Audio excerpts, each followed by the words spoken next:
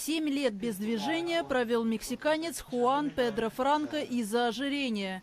Мужчине 33 года. Активно набирать вес он начал в подростковом возрасте, пока не растолстел до 595 килограммов. Тогда ему и присвоили звание самого толстого человека на планете.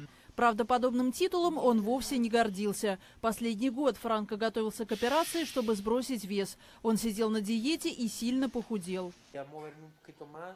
Я теперь могу сидеть без посторонней помощи, ложиться в кровать. Это те вещи, которые я не мог делать самостоятельно. Теперь я способен немного двигаться. У меня больше свободы. Я могу теперь сам делать 2 или 3 шага. И это очень меня воодушевило. Я счастлив.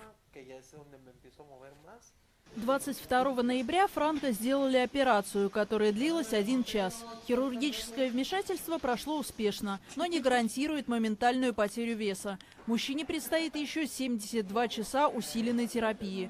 В результате лечения он надеется потерять половину своих килограммов.